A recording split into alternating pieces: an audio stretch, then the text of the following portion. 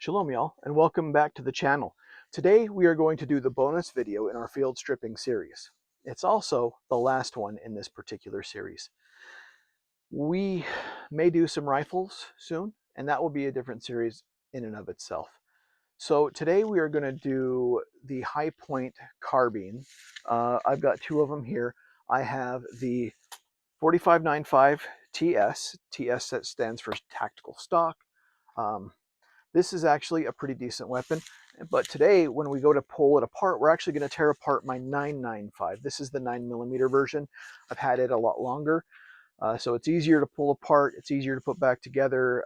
It's got a lot more wear and tear. This is almost 2 decades older than this one, so that's why we're going to tear it apart. So the reason that we are going to do this on this series is because this internally is a pistol. The magazine is loaded through the handle just like a pistol would be. Its grip is just like a pistol. And so for that reason, we're going to tear it apart kind of like it's a pistol. But there are some modifications here where this isn't really a pistol. But because the way the internals work and the way the magazine loads, it couldn't be classified as a rifle either. So this is one of the weapons in the United States that has kind of a hybrid classification, because once you take the shrouds off and once you get down to the bare bones, it works just like a pistol. So with that being said, let's jump into it. This video is for entertainment purposes only. It is not meant to instruct or advise in any way, shape, or form. If you have a firearm that is having any difficulty, we urge you to reach out to a qualified gunsmith. Safety is of the utmost importance when you're around firearms and must be maintained at all times. The creator of this video and the social media in which it is found accepts zero responsibility or liability for anything you may or may not do when it comes to dealing with firearms. Safety is of the utmost importance.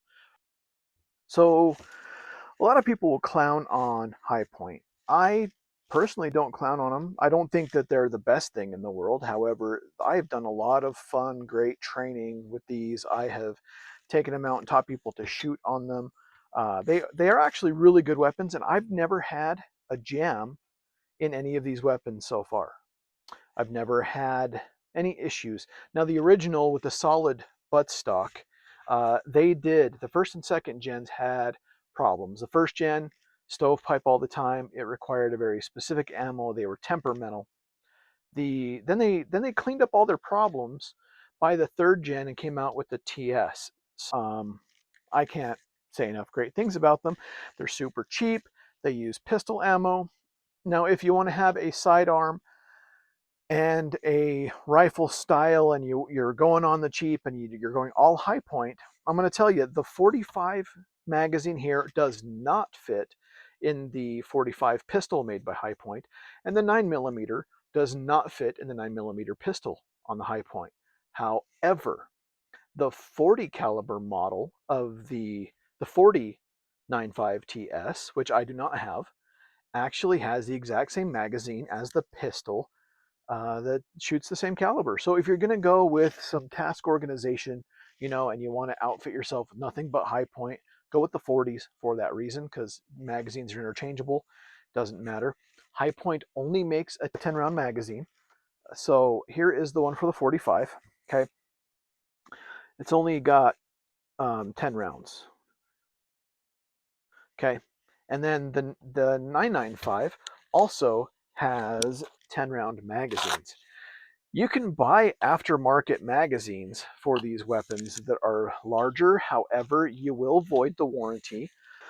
So what we're going to do today is we are going to pull apart the 995, and I'm going to leave the 4595 alone. Okay, so with the 995, or any of these weapons, they all come with the universal tool.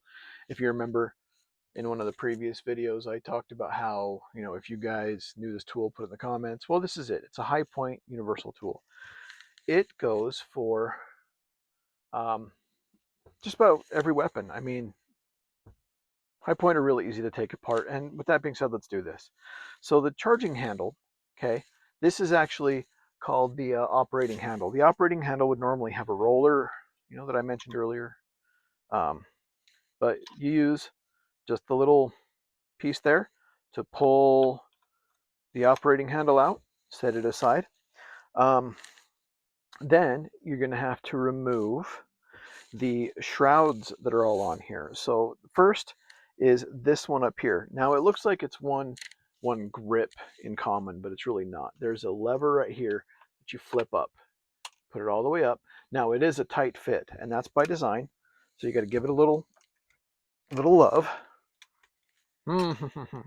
Sometimes a lot of love. There you go. And then this piece slides right out. Okay, we'll set this up here. The next thing that you're going to do when you are stripping down this weapon is you're going to want to take the receiver shroud, and it has 2 pins down here. Much like your AR style rifles have the 2 pins that hold the upper and lower receiver together, this has 2 pins, but it doesn't hold it together the way that a AR does. But I'll show you. So with the high point tool, it has the 2 little nubs on the side. It's perfect to fit right here. There's 2 little holes, and you grab it and then you twist. Put a little pressure on the backside if you have to, and then you put it in there. You simply twist, and then that moves the clamp, and then pin comes out. Those pins are actually spring loaded when they get put in. So bottom one, same thing. Put some pressure on the backside, put the tool in and twist. Hear that little click.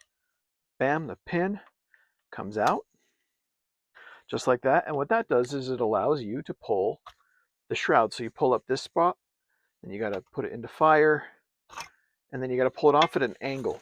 The reason that you have to pull it off at an angle is it's got this little curved lip that holds it in there. So kind of tricky, but it helps hold the weapon together. The next thing we're going to do is remove the frame. So just like a pistol, it's got the lower frame here, and we're going to take it off, and it's held by one single clip. So you get it like this. Take your little high point tool if you have to, okay, and put it right there. Push that clip, and it slides right off. Slides, and that goes underneath the serial number plate. Okay, once you have it there, then it lifts right out. Bam. So the bulk of the weapon is this plastic frame. It is all plastic polymer. There is not really much metal in here at all. I'm going to set it aside just so it doesn't take up all of our camera room. Okay, so the next thing that you have is when you have the, we're going to refer to this as the upper receiver. Okay, that's probably not the proper terminology, but that's what we're going to call it. All right, so the upper receiver, it has this barrel frame support right here. That's what this little piece is called. All right, so we've taken the support ring off. What I'm going to do is I'm going to remove the front sight post. I'm going to need, I don't know what size this is. It says S2H2.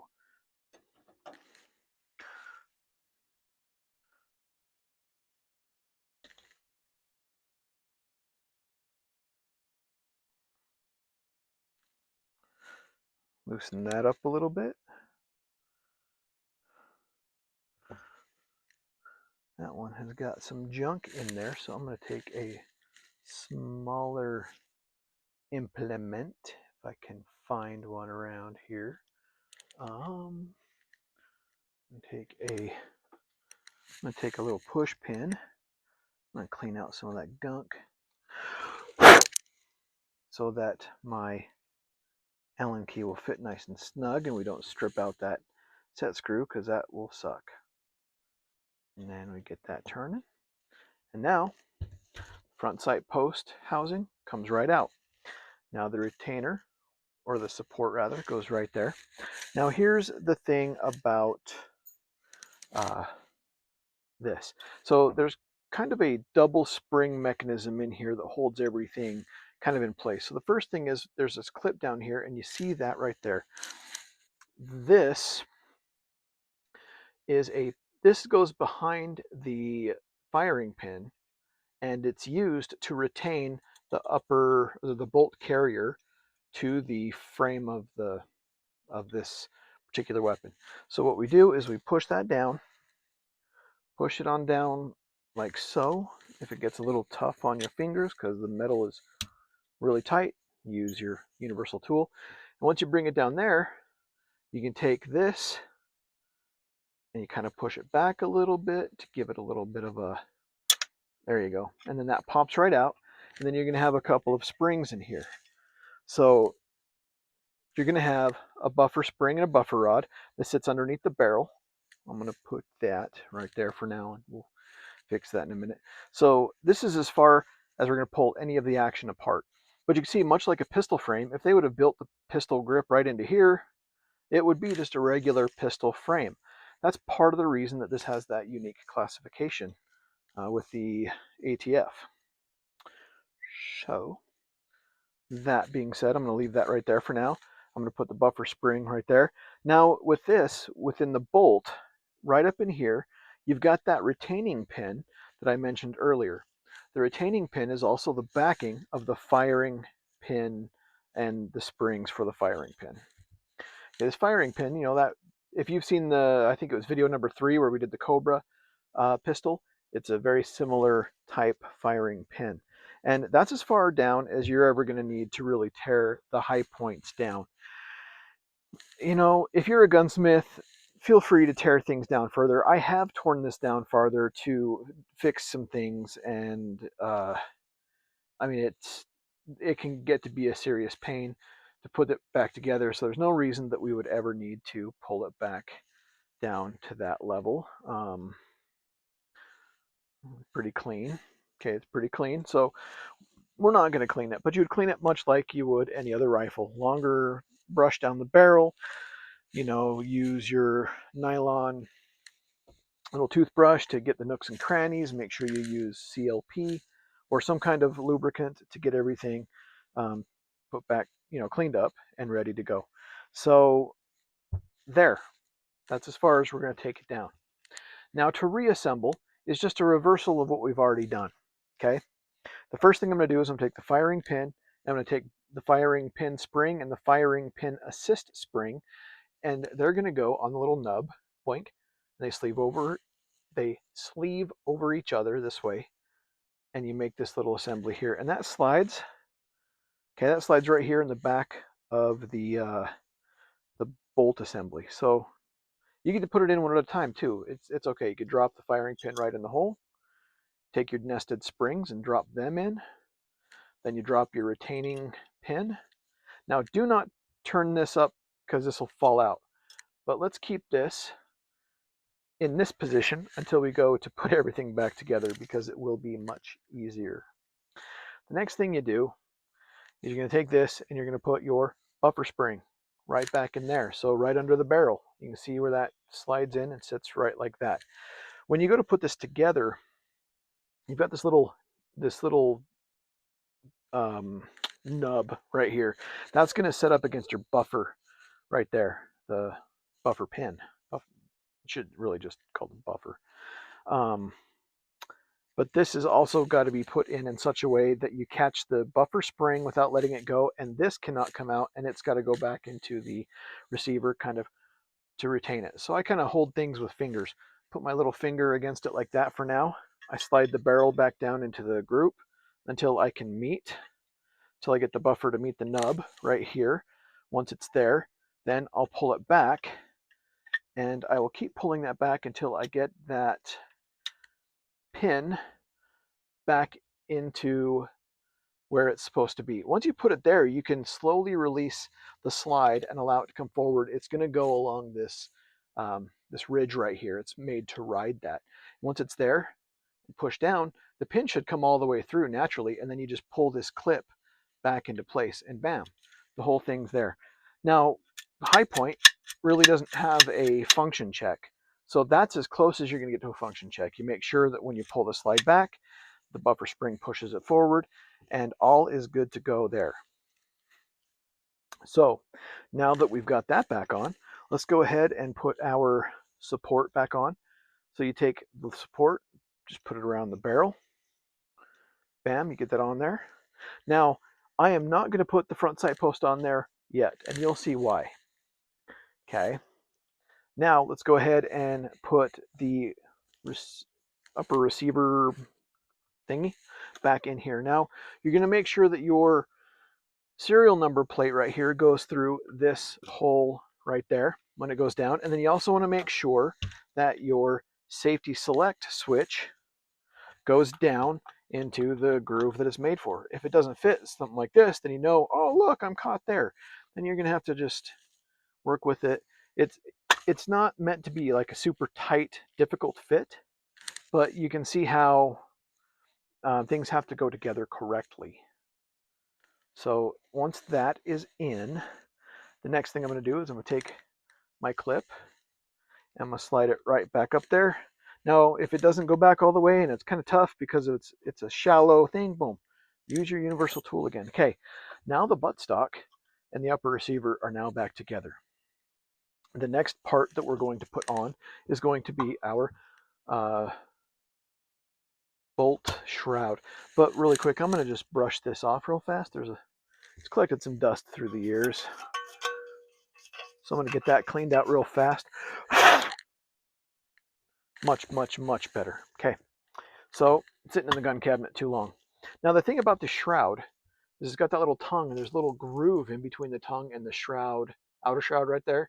So there is this plastic piece right here on the buttstock that has to go between them, and they lock together. So you've got to put this down at an angle like this, and then slide it down so you can see that it goes onto the buttstock, and that also lines up your pins. Now, one thing I did fail to mention earlier is this front pin actually does hold the receiver onto that. So, yes, in case you're wondering how it holds together so well, considering how little supports there are, I failed to mention that part. Now that I have that in, I'm going to use my super duper high point tool, and I'm going to put that right back in. I'm going to get both of those in, and when you go to put them in, you can see it's kind of spring loaded. It's going to pop back out. You got to hold it back in to hold it up high enough so that when you get that clip on, now you can let go, and there's spring tension holding the weapon together. So next, we're going to put the upper shroud, that one that was really tight when we first started. Okay, it just slides right on. And then you put the lever down, and that's locked in. Now I'm going to put the handle back on. I like to screw it all down by hand, and then I'll just give it a little nudge with the tool. I don't go super tight with it. It doesn't need to be stupid tight. Okay, now the housing for the front sight post. This is why we're putting it on very last. You can see where the witness marks for the set screws, but you can also see that putting it all together, that gives us a little housing, kind of a tongue and groove again for this to come in. So boom, once I push it in there, that's actually close enough. And this weapon is a low enough caliber. You're not shooting out to hundreds of yards. You're shooting pretty close, so you don't have to worry about shooting way out there. The front sight doesn't have to be that super amazing. But once you get a little bit of tension, doesn't require a lot. The recoil of this weapon is so little that you barely have to go tighter than hand tight. That, in a nutshell, is the teardown and reassembly of the high point carbines. So when it comes down to it, go ahead and leave me a comment down there. What do you think of high point? Are they decent weapons, or should we completely scrap them and just start over? Or, let me know. Is something in between? Have you ever shot one of these? Have you shot any of the 995s, 4095, the 4595, whatever? Have you shot any of them? What about the pistols? And what do you think of high point in general? I'll tell you what, in the comments below, tell me, what is your experience with high point? Meaning, which ones have you shot and or owned and whatnot? How did they handle, and what generation of weapon were they? It'd be interesting to see kind of a collection of people's experiences with high point. But as for me, I have not had any problems with these high points. The first one I ever shot was when they were brand new, first gen. My buddy had one, and it was the coolest thing ever, but it would jam every so often. Every magazine had at least one jam. And then I that developed a pretty distasteful opinion of High Point.